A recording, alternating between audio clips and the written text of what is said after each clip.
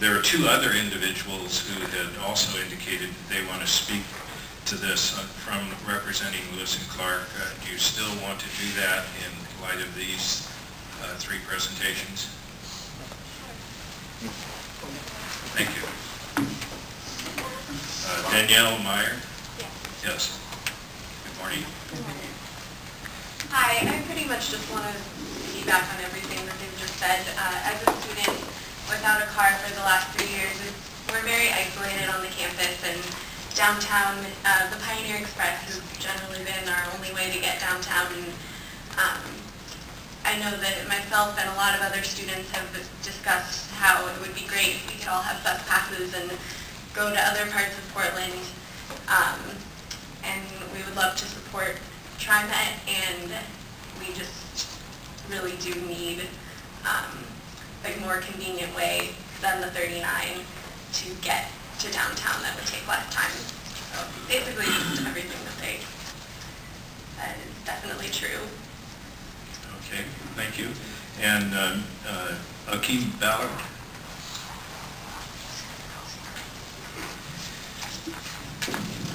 Good morning, members of the board, general managers. Thank you for coming to hear us talk today. And I think I do want to reiterate the points that have been made by Mr. Ron and the president and Carl, because I think they're very good points, as well as from a student's perspective, it can be very difficult to integrate yourself into the Portland community without a ride to the downtown.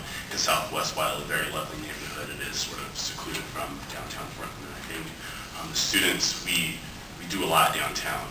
We rely on it to not only integrate ourselves into the community by means of becoming regular citizens, but also through community service. As noted earlier, those Clark students do a lot of community service. I think that's very important to keep in mind. I think also the direct line from Lewis Clark campus to downtown is essential, especially at a time when jobs are down and revenue is seemingly going lower and lower in this economy.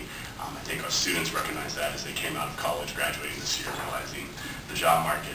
But I think the opportunity that it provides is not only one for Lewis and Clark College students, faculty, and staff, and the citizens of the Collins View Neighborhood Association, as well as TriMet itself.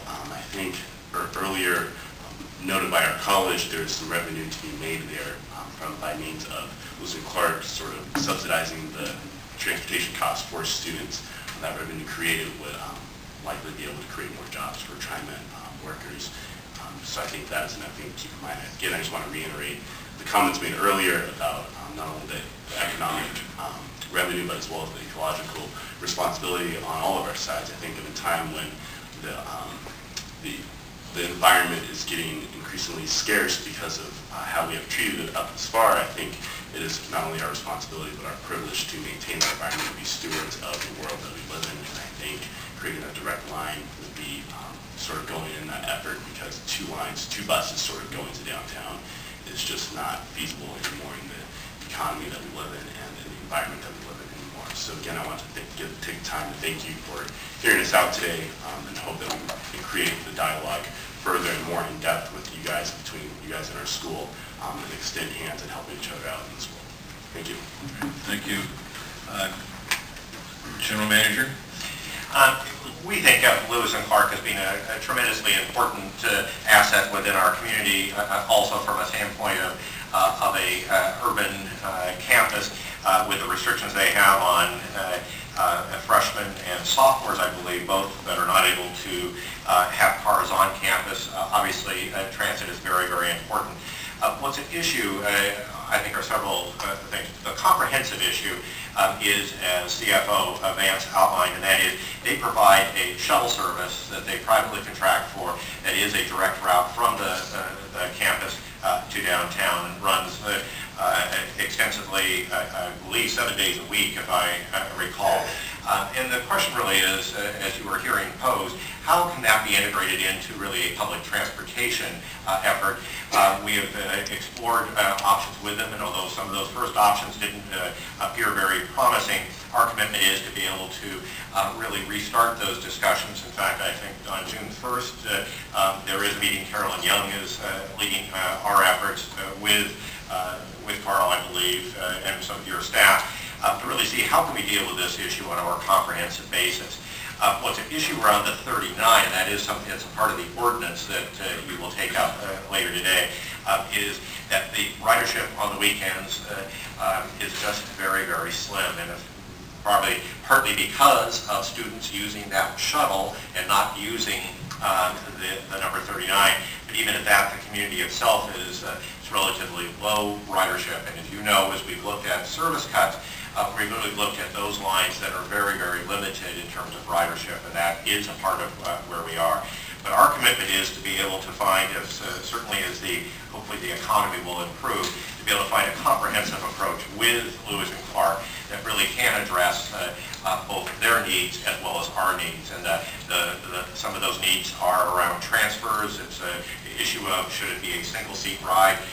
Many people who ride our system don't have single seat rides, and yet I understand everybody likes to be able to, transit rider likes to have their stop be the last stop before their destination and no other stops, no transfers.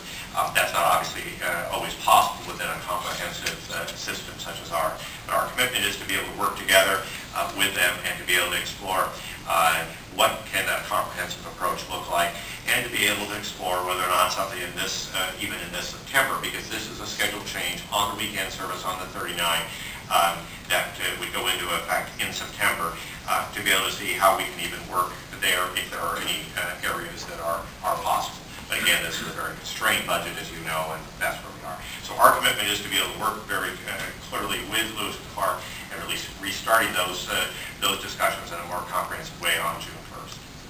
Great. I'm glad to hear that. And who is it that you have designated to have a lead role in this? Carolyn Young. Okay, Carolyn, good.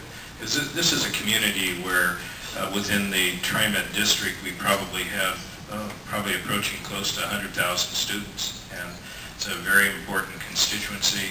We're very proud of Lewis and Clark and the work that the students do in the community there. So I do hope that we're able to find a resolution. I'm optimistic that there's an answer to this, and I think you're being very forthright in trying to present an approach that's as plausible for us to be able to deal with, including your suggestion of even offering to help offset some of the expenses associated with that, because we're dealing with this on a very broad level in terms of our expense and need to contain those expenses. So, yes. Yeah, that's a good point, Mr. Chairman, and I do compliment the presentations. Certainly, but that subsidy, has that been explored? You raised that point, Mr. Chairman. And if they can, I mean, there could be a win-win in this process to continue 39 or maybe even improve it if that, has a study been made on it? Well, the issue, Board Member Lerbach, is that the 39 really runs in a loop from Lewis and Clark to Hillsdale. It goes in more places than just that. And what you've heard is a request that says they really need to have that trip go all the way downtown. That's been one of the cost factors that have been difficult for us. But I don't want to prejudge those issues. I want to be able to say that the effort that we're really relaunching ought to be able to start with a clean slate and look again at how do we really find a way to be able to serve the college well. Okay. Sue? Sure. I just want to be able to hear how the communication goes that Carolyn's going to lead as the summer goes on, just so that we can get an update and hear how the resolution, what resolution has been made later on as we get toward the fall. Because I do appreciate all the community service that these kids do, and I do know that they're probably some of the more active college kids in this community that can be found. So we appreciate your being here. Okay. I think you can sense that we have general support for trying to find an answer that's going to work and still be able to fit within the constraints that we have to operate within. So, thank you. Thank you very much.